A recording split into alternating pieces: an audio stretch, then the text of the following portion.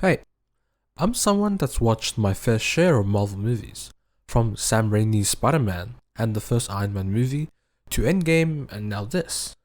But in recent years, it feels like it's been getting more and more whack. The movies are one thing, but the shows also ain't doing it for me. But there is one that does, or did, keep me coming back each week. Because this series just finished airing. And it is, of course, Loki.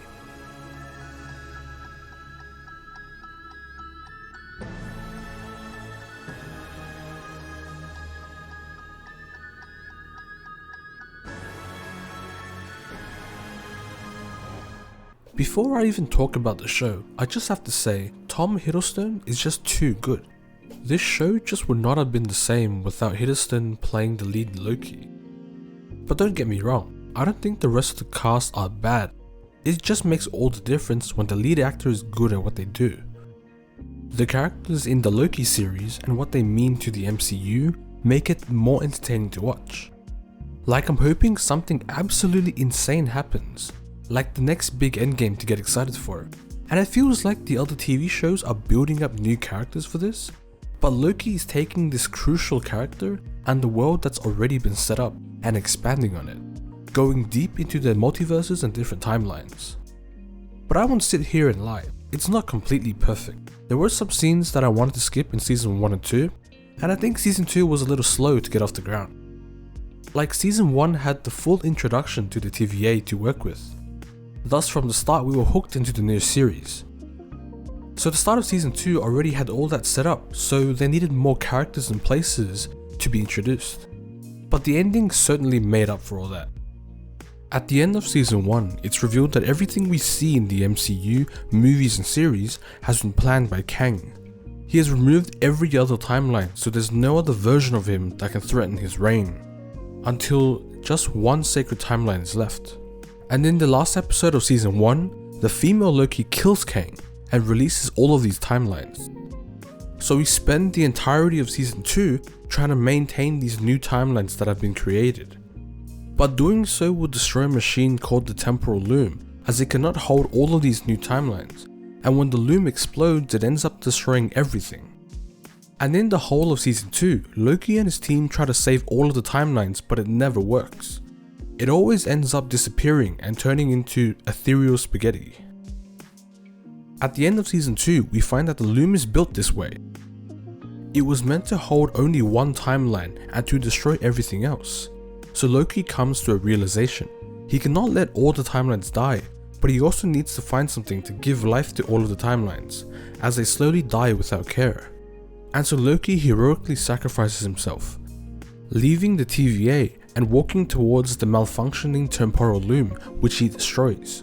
He then grabs hold of all of the loose timelines, where it looks like he will sit on a throne, forever guarding the infinite timelines.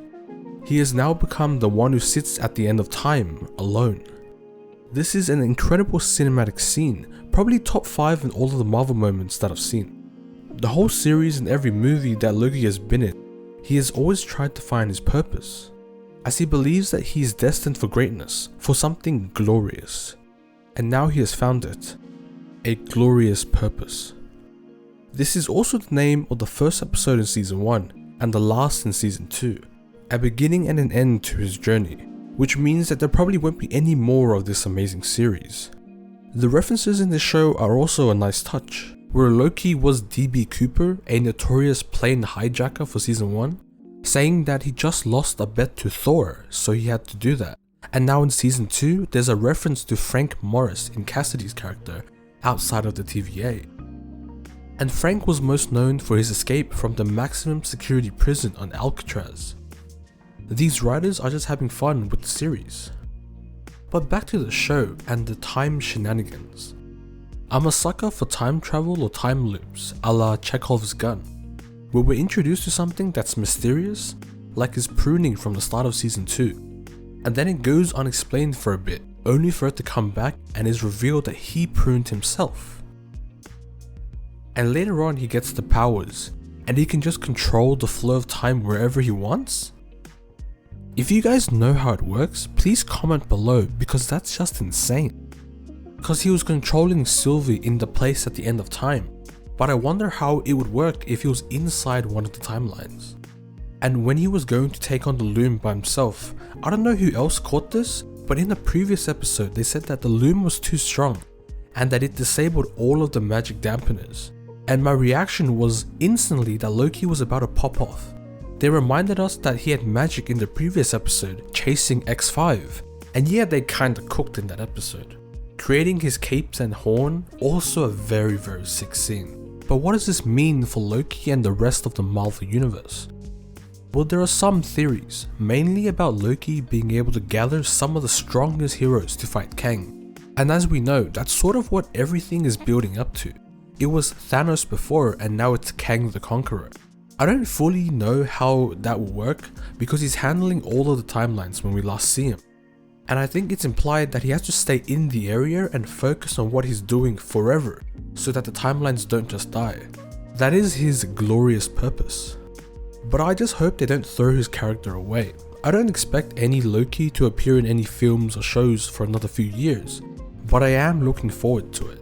Out of the recent Marvel shows, I can say that the main ones that I've enjoyed are Loki and WandaVision. There's also Moon Knight and the What If series, but man, it feels like these shows are just hard to make entertaining. WandaVision was good because it was a fresh mystery that was new to Marvel.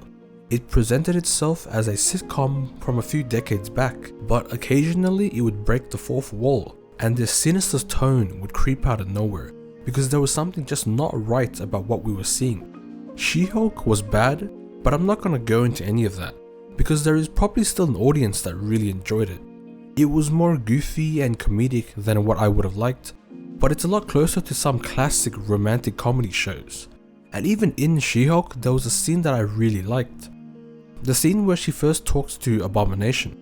It gave further backstory for a villain and also connected the Hulk movies to the current MCU. It's great. Loki is pretty much that, but for 2 whole seasons, which is why I think it makes it so good. Thanks for watching.